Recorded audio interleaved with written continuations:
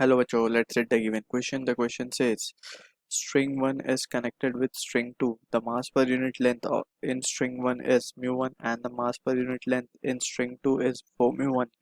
The tension in the strings is T.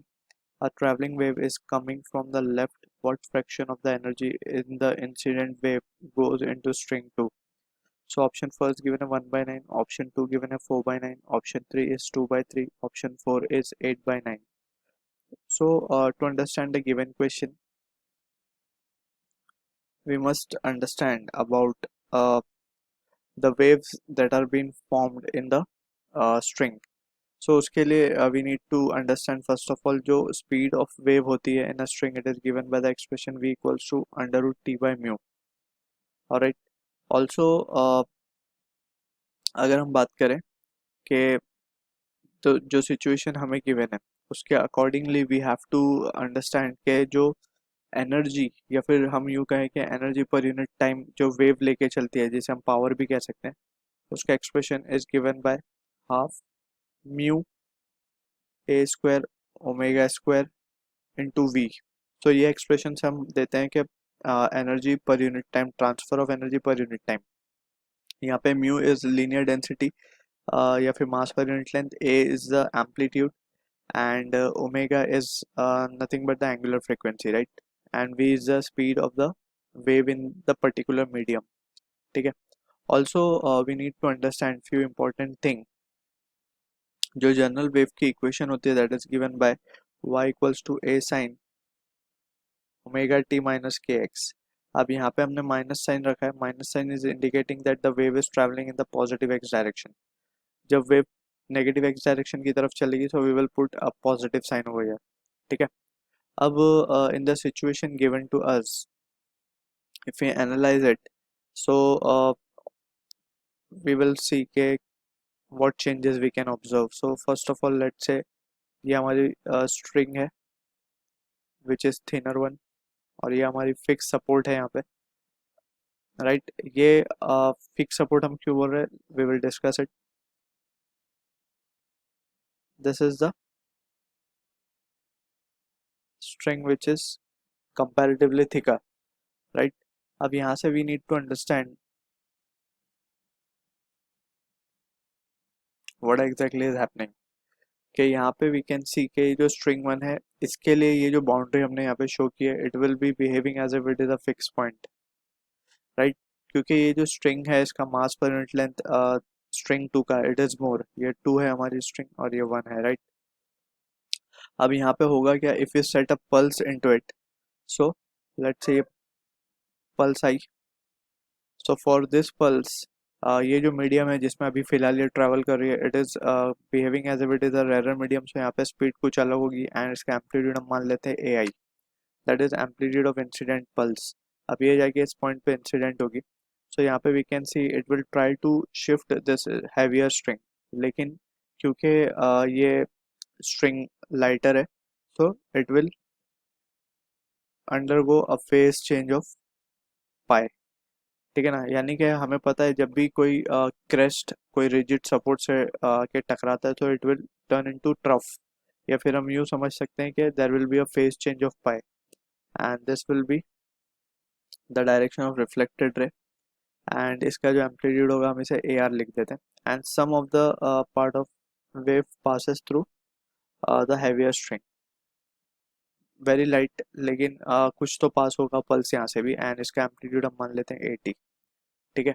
यहाँ पे we can see since this pulse is moving in the heavier string is moving in some other medium that is heavier than the first, so we can say इसकी जो speed होगी वो कुछ अलग होगी. हम मान लेते हैं v2, यहाँ पे इसकी speed थी v1, so इसकी speed भी reflect होने के बाद v1 ही रहेगी because it is moving in the same medium, right?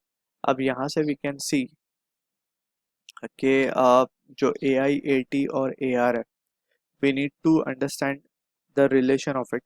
यहाँ पे we need to also understand कि जो फ्रीक्वेंसी होगी वो हमेशा सेम ही रहेगी because frequency is the source property. So omega यहाँ भी सेम, यहाँ भी सेम, बस यहाँ पे जो चेंजेस आएंगे वो आएगा ओमेगा वी टू का. अब वी टू चेंज हो रहा है तो लैम्डा टू आ जाएगा यहाँ पे, एंड यहाँ पे जो आएगा वो आएगा लैम्डा वन.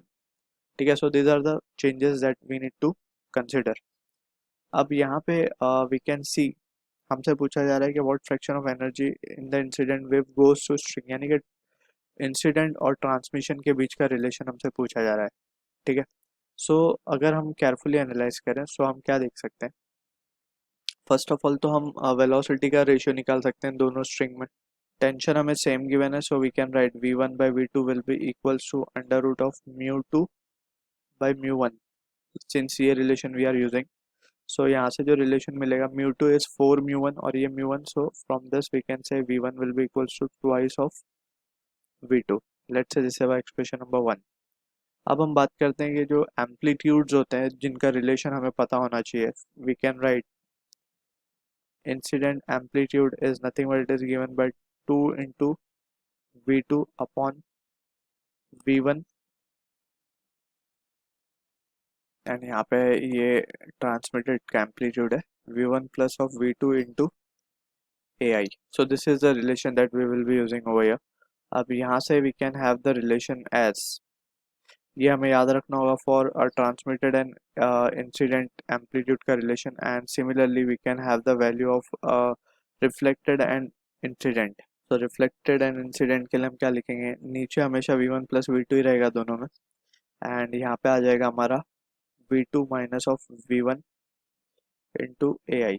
राइट, ये दोनों result we have already studied in theory, so ये दोनों रिजल्ट को याद करते हुए and we can try to solve the further part of the question. अब यहाँ से वी कैन से हमें ट्रांसमिशन के बारे में पूछा energy, so we will use this expression right, AT और AI वाला।